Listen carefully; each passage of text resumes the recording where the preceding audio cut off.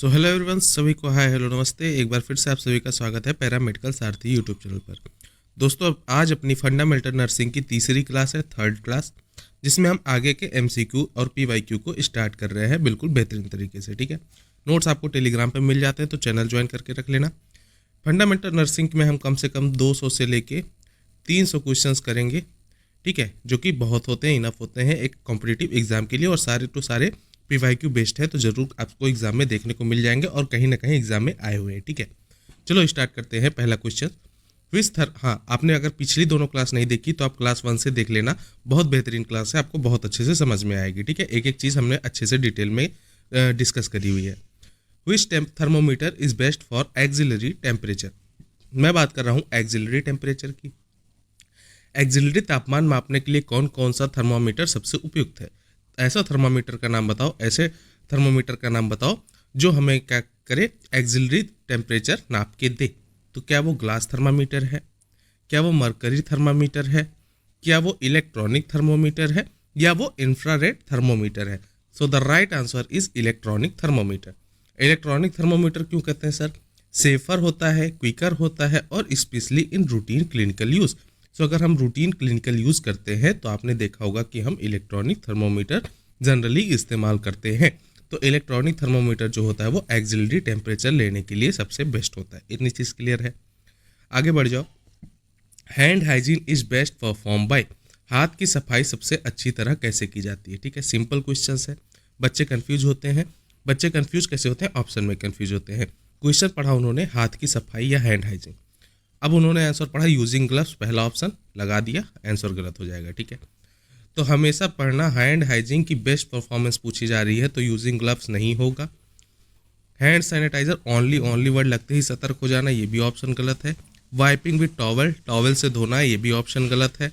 The right answer is soap and water. ठीक है, तो सोप एंड वाटर जो होता है, washing with soap and water removes pathogen effectively, ये होती है हैंड हाइजीन की बेस्ट परफॉर्मेंस। अगले क्वेश्चन पे बढ़ते हैं। Which is the safest method to lift a heavy object. किसी भी भारी वस्तु को उठाने का सबसे सुरक्षित तरीका क्या होता है? क्वेश्चंस इजी है पर आते हैं। ठीक है, अगर हम क्या करें, सेफेस्ट मेथड की बात करें, किसको लिफ्ट करने को, किसको, एक हैवी ऑब्जेक्ट को, तो क्या बैंड विद वेस्ट से उठाएंगे? ठीक है, वेस्ट को बैंड करके उठाएंगे। कीप नी स्ट्रेट, क्या नी को स्ट्रेट यानी नी को अपने बिल्कुल स्ट्रेट टाइट करके उठाएंगे। पुल विद बैक, क्या अपने बैक से उठाएंगे, या बेंड करेंगे नीज को एंड कीप बैक स्ट्रेट, या बेंड करेंगे अपने नीज को और बैक को बिल्कुल स्ट्रेट रखेंगे, ये ऑप्शन सी। तो सब राइट आंसर हो जाएगा bend knees and keep back straight. Knee straight नहीं रखेंगे, बैक स्ट्रेट रखेंगे। ठीक है, क्यों रखेंगे सर? ऐसा पोजीशन क्यों बनाते हैं हम भारी वस्तु को उठाने के लिए? देखो, भारी वस्तु को उठाने से हमेशा इंजरी का खतरा बना रहता है, इंजरी प्रोन होते हैं। तो रिड्यूस इंजरी, इंजरी को रिड्यूस करने के लिए, and to support spine, spine को सपोर्ट देना सबसे महत्वपूर्ण है हमारे लिए, इसलिए स्ट्रेट करेंगे बैक को। ठीक है, अगला क्वेश्चन देखो, वो which position is best for patient with difficulty in breathing. जिस मरीज को सांस लेने में कठिनाई हो, डिफिकल्टी हो ब्रीदिंग में, उसके लिए बेस्ट पोजीशन कौन सी है सर? सुपाइन है, फॉलर्स है, प्रोन है, या सिम्स है? तो मैंने बताया था कि जो फॉलर्स पोजीशन होता है वो बेस्ट होता है किसके लिए सर? ब्रीदिंग के लिए, बेस्ट इन ब्रीदिंग। क्यों? क्योंकि फॉलर्स पोजीशन क्या करता है? लंग एक्सपेंशन करवा देता है। लंग एक्सपेंशन करवा देगा तो इससे क्या होगा सर? सांस लेने में हेल्प मिलेगी। तो सांस लेने में अगर कठिनाई हो पेशेंट को तो फॉलर्स पोजीशन बेस्ट है। ठीक है, क्योंकि promotes lung expansion and ease of breathing, ये है फॉलर्स पोजीशन की बात। चलो आगे बढ़ो। The next question is when should oral hygiene to be given to unconscious patient. Unconscious मतलब बेहोश मरीज, पहली चीज। दूसरी चीज, उसको ओरल हाइजीन कब देनी है? ठीक है, तो बेहोश मरीज को मुंह की सफाई या ओरल हाइजीन कब करनी चाहिए? वंस अ डे, प्रतिदिन एक बार। एवरी 4 आवर, हर 4 घंटे में। एवरी 8 आवर, हर 8 घंटे में। ओनली व्हेन लिप्स ड्राई, या फिर जब उसके ओठ सूखेंगे उस टाइम। तो इसका राइट आंसर है सर 4 आवर। एवरी 4 आवर्स में prevent infection and maintain comfort. देखो, पेशेंट को क्या, इन्फेक्शन से भी हमें बचाना है और कंफर्ट को भी मेंटेन करना है, तो इसलिए हम एवरी 4 आवर्स में उसको ओरल हाइजीन देंगे। ठीक है, catheter care is done to prevent.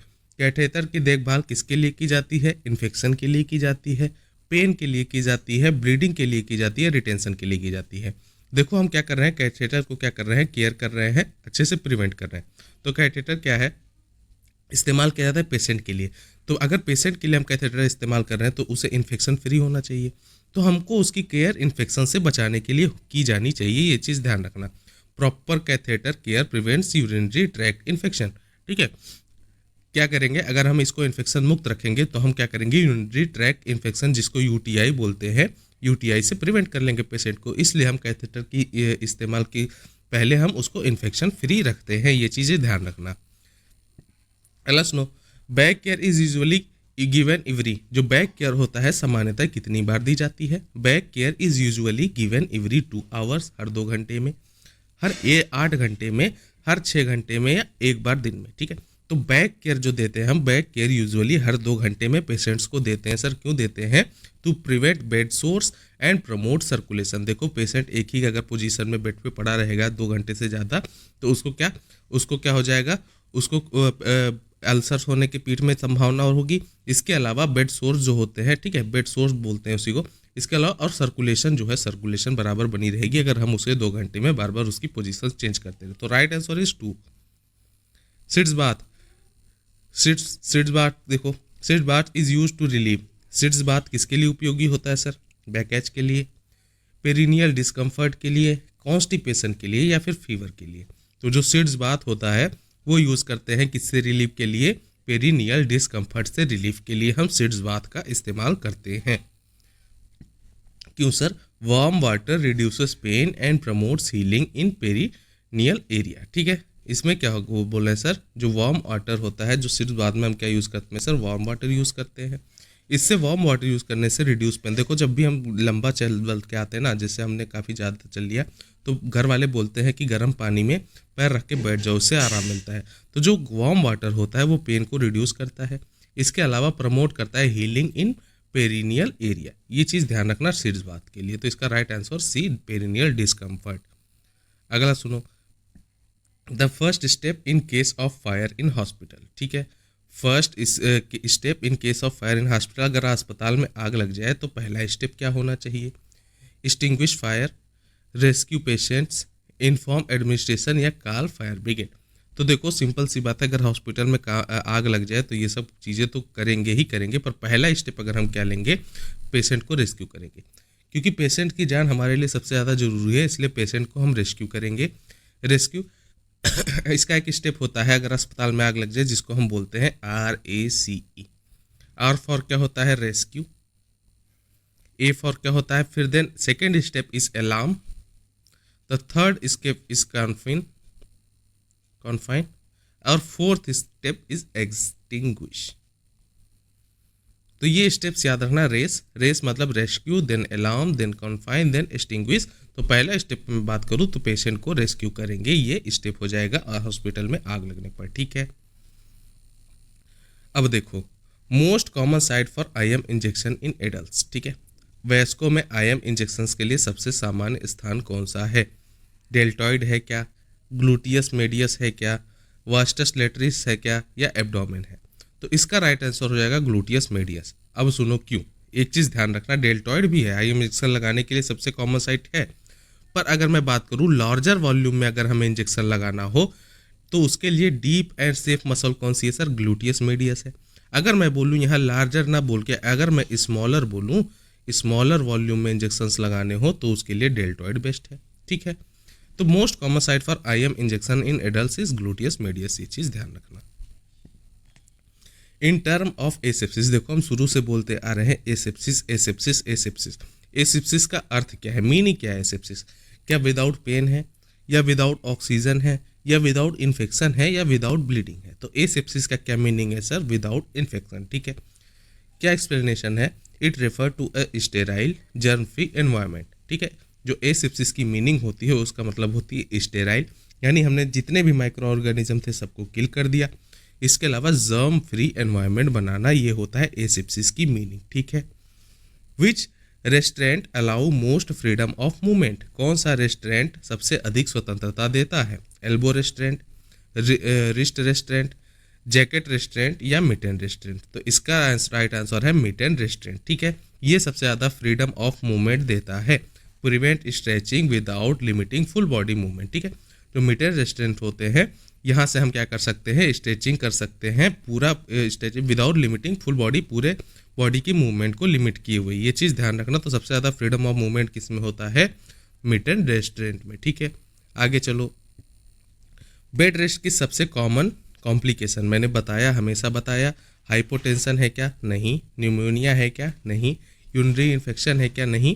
Pressure ulcer या प्रेशर सोर्स जिसको हम बोलते हैं, ये होती है सबसे common complication of bed rest. इसीलिए मैंने बोला था हर 2 आवर्स में पेशेंट की पोजीशन को चेंज करते रहना चाहिए, क्योंकि अगर वो एक पोजीशन में पड़ा रहेगा तो उसके पीठ पे ब्लड क्या होगी, ब्लड वेसल्स अवरुद्ध होंगी, जिससे ब्लड का सर्कुलेशन रुकेगा। इसकी वजह से वहाँ पर प्रेशर अल्सर या घाव होने की संभावना बनी रहेगी। ये होती है बेड रेस्ट की सबसे common complication due to immobility and poor circulation, इसलिए प्रेशर सोर्स या प्रेशर अल्सर्स हो जाते हैं। अगला सुनो, कोल्ड एप्लीकेशन कॉज।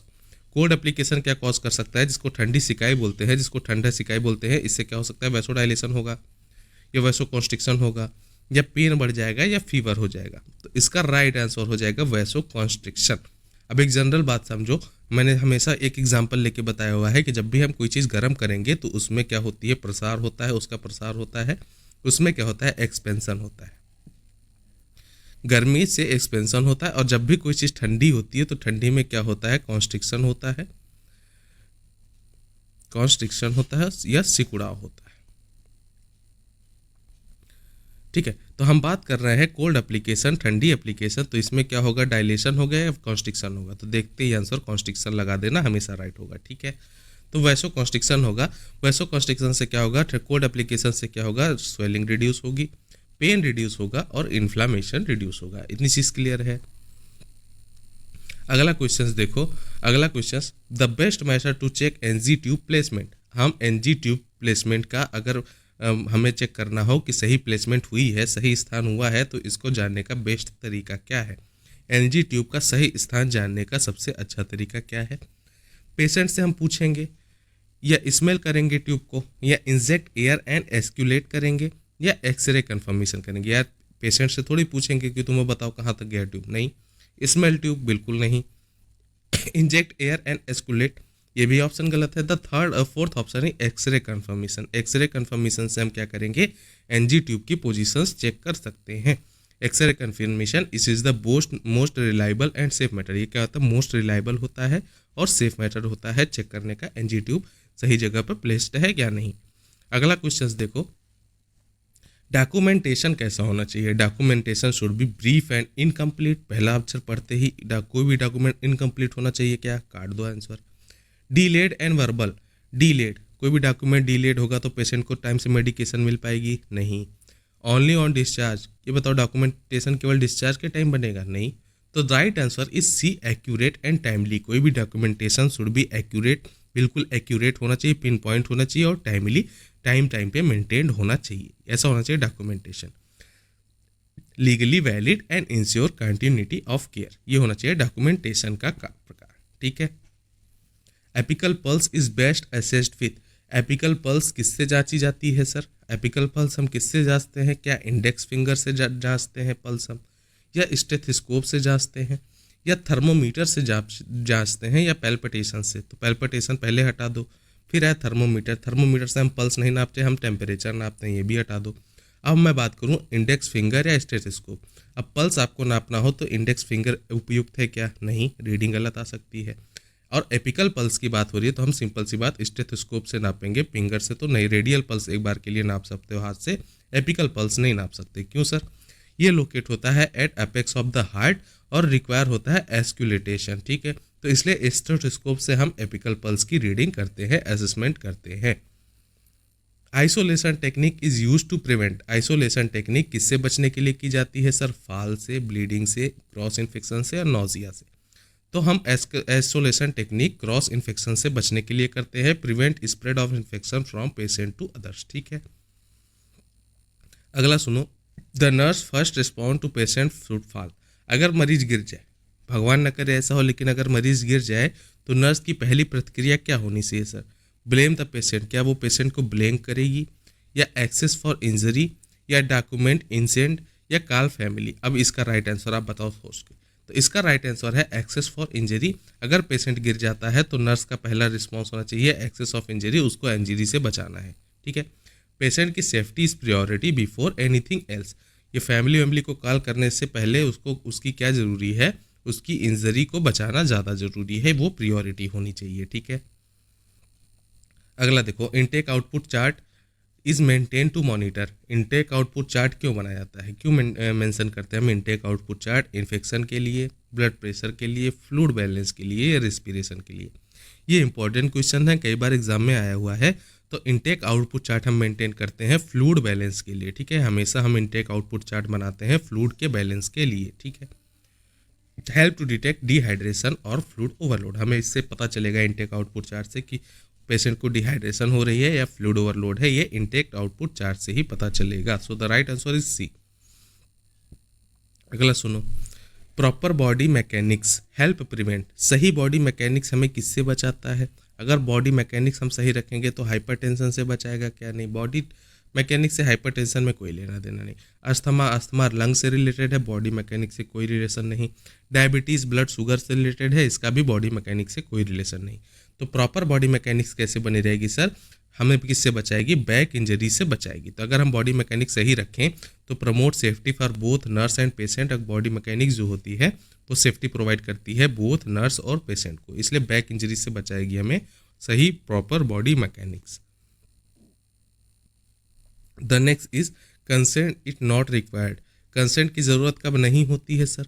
ये बताओ, सर्जरी में होती है क्या? बिल्कुल होती है यार, सर्जरी में कंसेंट बहुत ज़रूरी है। इन्फॉर्म कंसेंट हमने पढ़ा था। ब्लड ट्रांसफ्यूजन में भी इन्फॉर्म कंसेंट होता है, हमें बिल्कुल जानकारी देनी चाहिए। या फिजिकल रेस्ट्रेंट के लिए भी हमें कंसेंट की ज़रूरत पड़ती है। तो नॉट की बात की है क्वेश्चंस में, तो नॉट की बात करेंगे तो हम एडमिशन में हमें कंसेंट की कोई ज़रूरत नहीं होती है। क्यों सर? Admission is administrative. तो एडमिशन जो होता है वो एडमिनिस्ट्रेटिव प्रोसेस होता है। अदर रिक्वायर्ड इन्फॉर्म कंसेंट, ठीक है। अदर में हम क्या करते हैं? कंसेंट इन्फॉर्म करते हैं। ये चीज़ें ध्यान रखना। अगला क्वेश्चन सुनो, which side is prefer for temperature in children. बहुत इंपॉर्टेंट क्वेश्चन है, बहुत बार एग्जाम में आया हुआ है, ठीक है। बच्चों में तापमान मापने की सबसे अच्छी जगह कौन सी है? Which side is preferred for temperature in children? Oral है क्या, रेक्टल है क्या, एक्सिलरी है क्या, या टिम्पैनिक है क्या?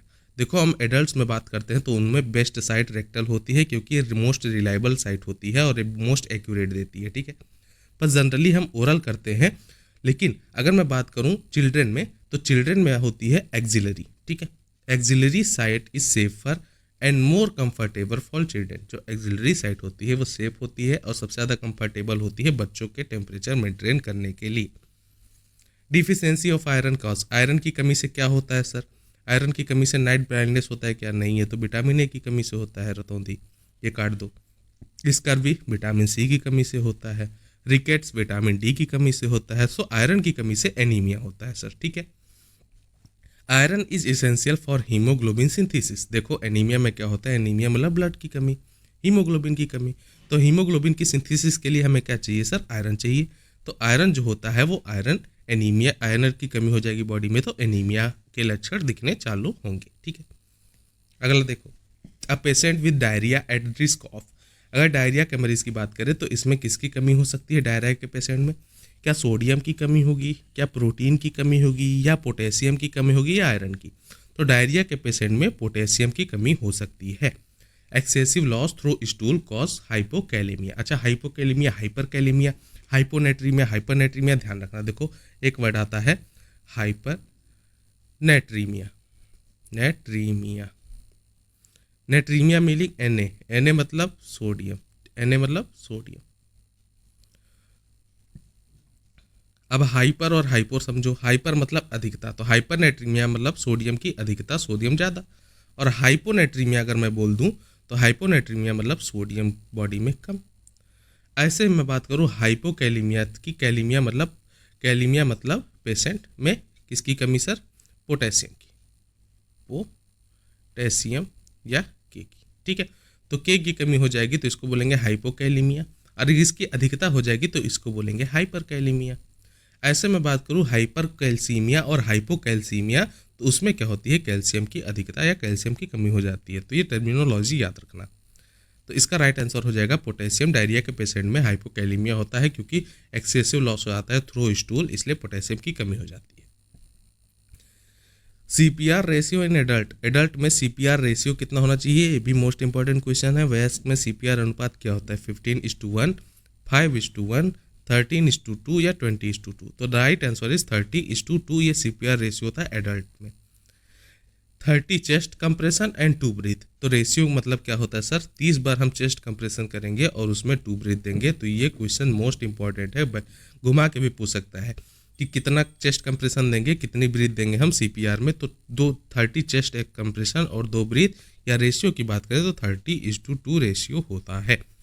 अब देखो फिर मैंने बात की हाइपो और हाइपर। हाइपर ग्लाइसीमिया, ग्लाइसीमिया मतलब देखो सिंपल सी बात है, ग्लूकोज, तो ब्लड ग्लूकोज की कमी हो जाए या कॉमन सिम्टम्स ऑफ हाइपोग्लाइसीमिया। और इसको अगर हाइपो को मैं चेंज कर दूं हाइपर में, तो हाइपर मतलब होती है अधिकता। तो हाइपोग्लाइसीमिया का सामान्य लक्षण क्या है, most common symptom of hypoglycaemia is vomiting, diarrhoea, sweating and trimmers या फीवर। देखो वोमिटिंग से कोई लेना देना नहीं हाइपोग्लाइसीमिया में, डायरिया हाइपोग्लाइसीमिया में कोई लेना देना नहीं क्योंकि ग्लूकोज की कमी से डायरिया का कोई संबंध नहीं। फीवर, अगर यार पेशेंट कई सौ सारे शुगर या शुगर की कमी हो जाएगी तो उसे फीवर नहीं होगा। तो इसमें क्या होगा, स्वेटिंग, पसीना आएगा सर, बिल्कुल आएगा। इसके अलावा ट्रिमर्स, तो ये लक्षण होते हैं हाइपोग्लाइसीमिया के, स्वेटिंग एंड ट्रिमर्स। क्यों sir, due to low blood sugar affecting nervous system, nervous system को अफेक्ट करेगा लो ब्लड शुगर, उसकी वजह से क्या होगी, स्वेटिंग एंड ट्रिमर्स के प्रॉब्लम आएंगे। अगला देखो, first aid for nose bleed includes, nose bleed अगर हो रही है, नाक से खून आ रहा है, तो इसका फर्स्ट एड क्या होना चाहिए, इसका प्राथमिक उपचार क्या हो जाना चाहिए। पेशेंट को लाई डाउन कर दोगे क्या, एक तो नाक से खून आ रही है उसको ऊपर से लाई डाउन कर दो और दिक्कत नहीं। टिल्ट हेड बैकवर्ड, ठीक है, tilt head backward, backward head करोगे नहीं, बिल्कुल नहीं। इंसर्ट कॉटन इनसाइड नोज, क्या नाक में उसके रुई डाल दोगे, बिल्कुल नहीं, पेशेंट भड़क जाएगा। Tilt head forward and pinch nose, क्या करना चाहिए सर, ये राइट आंसर है, हमें हेड को फॉरवर्ड, देखो नाक से खून आ रही है तो सिंपल सी बात है हेड को फॉरवर्ड कर देंगे और पिंच कर लेंगे नोज को। क्यों कर लेंगे सर, ये कर लेंगे, ये पोजीशन प्रिवेंट करेगी फ्रॉम एंटरिंग एयरवे, ब्लड को क्या करेगी, एयरवे में आपके जो एयर पाथवे है, जो आपका ट्रैकिया है उसमें एंटर करने से प्रिवेंट करेगी। ये चीज़ क्लियर है। अब उसको आप टिल्ट हेड बैकवर्ड कर दो तो जो सारा ब्लड आ रहा है वो वापस से आपके उसमें ट्रैकिया वगैरह में चला जाएगा, फिर बहुत ज़्यादा प्रॉब्लम हो जाएगी, ये दिक्कत होती है। Ethical principle of truth telling, ठीक है, सत्य बोलने का नैतिक सिद्धांत क्या कहलाता है, ट्रूथ टेलिंग का इथिकल प्रिंसिपल क्या है, ऑटोनॉमी है, वेरासिटी है, फाइडेलिटी है या जस्टिस है, ठीक है, हाँ फाइडेलिटी या जस्टिस, ठीक है। तो सत्य बोलने का ethical principle of truth telling is autonomy, veracity, fidelity या जस्टिस। तो इसका right answer is veracity. Nurses must be honest in communication, nurses को क्या होना चाहिए, ऑनेस्ट होना चाहिए, बिल्कुल कम्युनिकेशन में पेशेंट से झूठ नहीं बोलना चाहिए, ठीक है। Nursing is defined at, nursing को कैसे परिभाषित किया जाता है, डायग्नोसिस डिजीज से, डायग्नोसिक डिजीज करके नर्सिंग को हम डिफाइन कर सकते हैं, या कर्लिंग इलनेस से, या एडमिनिस्ट्रेटिंग मेडिकेशन से, या इसके अलावा assisting patient with health and illness. तो इसका right answer is C, nursing को हम डिफाइन कर सकते हैं assisting patient with health and illness, ठीक है। क्यों sir, Florence Nightingale's definition focus of caring यही है कि असिस्टिंग करो पेशेंट को और हेल्थिंग एंड इलनेस से, ठीक है। तो ये होता है नर्सिंग की definition. The pulse felt at wrist is called, देखो कलाई पर महसूस करने वाली नाड़ी को हम क्या बोलते हैं, femoral pulse, carotid pulse, radial pulse या एपिकल पल्स। तो हम हाथ में जो कलाई पर रिस्ट पर महसूस करते हैं उसको बोलते हैं हम radial pulse. Radial artery is run along the wrist and commonly use to check pulse, देखो रेडियल आर्टरी जो होती है वो पूरे हाथ में आपके दौड़ती है और इसका कॉमनली यूज कहाँ करते हैं, पल्स को चेक करने के लिए, ठीक है। The technique of washing hand using antiseptic is known, antiseptic से हाथ धोने की प्रक्रिया को क्या कहते हैं, ड्राई कीलिंग कहते हैं, मेडिकल एसेप्सिस कहते हैं, या फिर केमिकल वॉश कहते हैं, या सर्जिकल स्क्रब कहते हैं। तो इसका right answer is surgical scrub. क्यों sir, surgical scrub involve antiseptic hand washing to maintain sterility, sterility मतलब हमें सूक्ष्म जीवों को, माइक्रो ऑर्गेनिज्म को कंप्लीटली किल करना है, इसलिए एंटीसेप्टिक से हाथ धोने की प्रक्रिया को हम बोलते हैं सर्जिकल स्क्रब। ये चीज़ क्लियर है। ये बताओ कौन सा सब्जेक्टिव डाटा है, फीवर, वोमिटिंग, पेन या ब्लड प्रेशर। अब बात करें हम सब्जेक्टिव डाटा किसे बोलते हैं, जो पेशेंट महसूस करके बताए, बताए। इसे हम किसी इंस्ट्रूमेंट से नहीं मेजर कर सकते, ये पेशेंट महसूस करके बता सकता है, तो इसको बोलते हैं सब्जेक्टिव डाटा। क्या फीवर हम मेजर कर सकते हैं सब इंस्ट्रूमेंट से? बिल्कुल कर सकते हैं। वोमिटिंग मेजर कर सकते हैं इंस्ट्रूमेंट से? कर सकते हैं। ब्लड प्रेशर मेजर कर सकते हैं। तो पेशेंट क्या बताएगा? जो अपने हिसाब से फील करके बताएगा वो होती है पेन। ठीक है, तो सब्जेक्टिव डाटा हो जाएगी pain. Pain is reported by patient and can not be measure directly. हम डायरेक्टली मेजर नहीं कर सकते पेन को, ये पेशेंट बताएगा, हम तभी देख सकते हैं। ठीक है, अगला क्वेश्चन बहुत ईजी है, बच्चे कंफ्यूज होते हैं, ध्यान से सुनना। How many ml in there in 1 litre? Fundamental question है, क्या पता आ जाए एग्जाम में। हम ml और l लीटर की बात अक्सर करते रहते हैं, तो ये ध्यान होना चाहिए 1 लीटर में कितने ml होते हैं। क्या 10 होते हैं, क्या 100 होते हैं, क्या 1000 होते हैं, या 10,000 होते हैं? अब ये क्वेश्चन जिसने गलत किया वो अपना माथा पीट लेना। ठीक है, तो 1 लीटर में होते हैं 1000 ml। ठीक है, आगे बढ़ो। Which instrument is use to measure blood pressure? रक्तचाप नापने के लिए कौन सा उपकरण प्रयोग किया जाता है? थर्मोमीटर, स्फिग्नोमैनोमीटर, ग्लूकोमीटर, या ईसीजी मशीन? तो कौन सा इंस्ट्रूमेंट होता है जो ब्लड प्रेशर नाप के देगा हमें? स्फिग्नोमैनोमीटर होता है। The right answer is C, sphygmomanometer. Is measure systolic and diastolic blood pressure? Blood pressure की बात करें तो नॉर्मल रेंज कितनी होती है सर? 120/90 होती है mmHg। ठीक है, ये होती है ब्लड प्रेशर। इसको नापने के लिए हम स्फिग्नोमैनोमीटर का इस्तेमाल करते हैं। सिस्टोलिक और डायस्टोलिक दोनों ब्लड प्रेशर स्फिग्नोमैनोमीटर मेजर कर सकता है। The nurse should place stethoscope over the which area to access apical pulse? मैंने बात की एपिकल पल्स स्टेथोस्कोप से नापते हैं, तो एपिकल पल्स जांचने के लिए नर्स को स्टेथोस्कोप किस स्थान पर रखना चाहिए सर? अब ऑप्शन सुनो। Left mid clavicular 5th intercostal space, right mid clavicular 3rd space, left shoulder, या carotid? The right answer is A, left mid clavicular 5th intercostal space पे रखना चाहिए स्टेथोस्कोप को। क्या? एपिकल पल्स नापने के लिए। ठीक है, this is the location of the apex of the heart. ये होता है लोकेशन किसकी? अपेक्स ऑफ द हार्ट की।